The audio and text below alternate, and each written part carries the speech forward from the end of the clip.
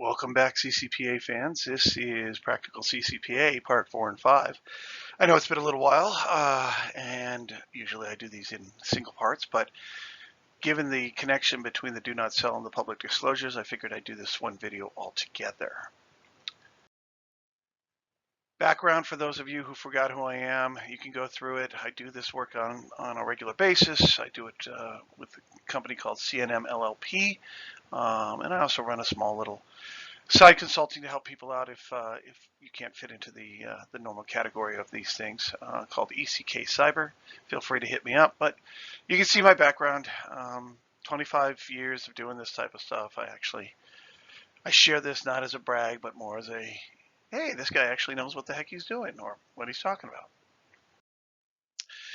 In CCPA, there are 7 key areas: data management, vendor management, do not sell, request fulfillment process, public disclosure, use training, and responsible security. I am looping together do not sell and public disclosure into one video today. And the primary reason for that is, like I said earlier, these two things are directly linked. These are the areas that people usually don't pay a lot of attention to. And unfortunately, this is the thing that you should have done first.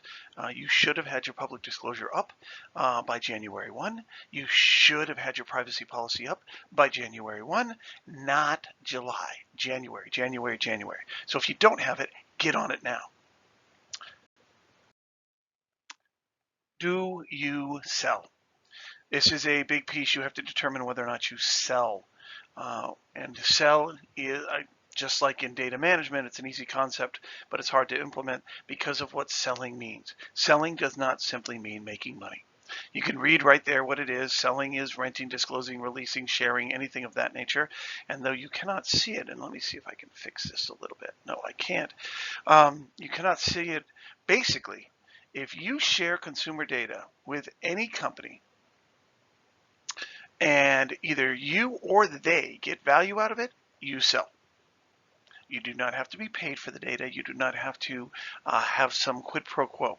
If you or they get value out of that data, you sell. Okay? You have to think about this all the way through. This includes things like contracts where you say to where the contract says that if you upload data into, say, a cloud environment, that the company that you're uploading it to has the right to use that data. They have the right to utilize it to make more money. Therefore, you sell. And if you say, oh, no, I don't have that, that's not the case.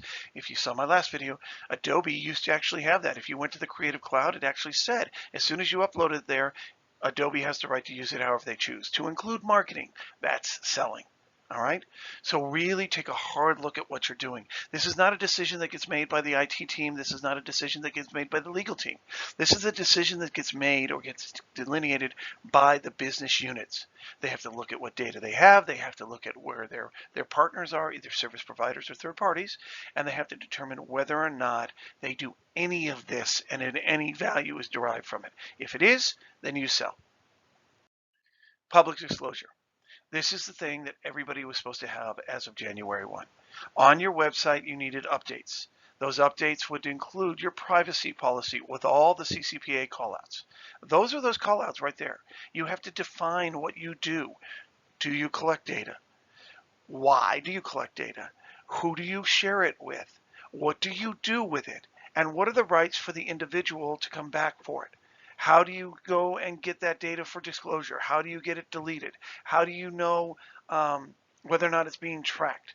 All of these things come into play, and you need to lay these out inside of your privacy policy. I would also suggest, by the way, that if you're going to do that, you should also look at the Nevada privacy policy that also gives people the rights to request that their information be deleted or disclosed. And you have the Washington policy, the Maine policy, the Ohio policy. Also, why not put them all together in one thing? Yes, you can break it out and say, for California consumer residents here, for Nevada consumer residents here, but this needs to be done.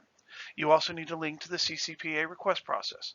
This is a website, an email address, a physical address, and for some people, a toll-free number where people can call in and request for their a list of all the information you have about them, a list of why you collected all that information. Okay, a list of who you shared that information with if they were a third party.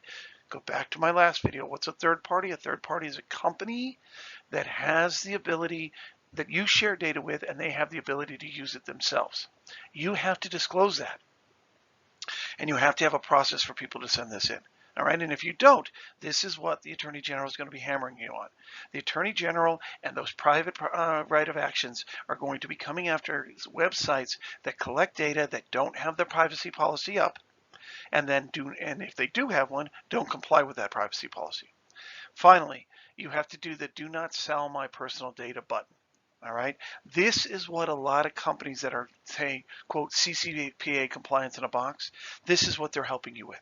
They're helping you with these privacy policies. They're helping you with building these websites. They're helping you with this button. All right. But the back end of it doesn't come into play. All right. You are required to have a do not sell my personal data button if you sell data. Go back one slide. Do you sell data? If you do, you need this. It should link to a consumer preference page where the consumer has the opportunity to set up their various different preferences. They have to positively opt in. They have to let you know, yes, you can do this. You can sell this. You can use it for these things. One suggestion. It should not be the same as your CCPA request page, okay? Because you'll get all these weird questions that start coming in, and then you've got to sort through during your CCPA request process. You got to sort which bucket it goes into. It should also not be linked to any of your other pages that are like your unsubscribe page or your cookie page or anything of that nature. Because what ends up happening is you get bogged down and you don't see the CCPA request, and under CCPA you have to respond within a certain time frame. So it becomes a problem. I'll give you an example. One of my clients, they put all that stuff together despite our recommendations. They had 1,600 CCPA requests in the first 2 days, 3 days. 1,600. They had one person working it. All right. Of those 1,600, less than 60 were real CCPA requests. The rest were things like unsubscribe me from your email list, get rid of my cookies. All right. Public disclosure, public disclosure. Get this done now. If you need help, my email address is on here. I'll gladly help you guys out. Hit us up. But this is the stuff that is the public facing area, and this is how consumers and unscrupulous lawyers who want to sue everybody, and even the Attorney General, this is how they're going to determine whether or not you're in compliance to start off with. They're going to look to see what you have on your website. And if you're a business and you think you don't collect data, you're lying, because you have, at a minimum, you have your employee data. And secondly, you have to have some kind of privacy policy that calls these things out. Okay? Moving on. Oops, there we go. In the next video, we'll talk about the CCPA fulfillment process, about your process request team, how they're going to request fulfillment team, who they are, what's that makeup, how you're going to get your receipts and your tracking, your requester validation. You have to validate everybody, all right? And you can't collect new information. You can't go back into the other side of it, because once you collect new information to it, again, that goes back into do I sell? And did I put this in my public, in my privacy policy? So don't do that. These are the elements that come into play. I know this was short. It was directed, but this is the easiest thing. Get your privacy policy out. Determine if you sell first, sorry. Get your privacy policy up on your website. Even if it's not 100% complete, get it up there, because this is what people are looking for. And if you don't have it, you are already in violation of the law. All right. Thank you for your time. I appreciate you watching.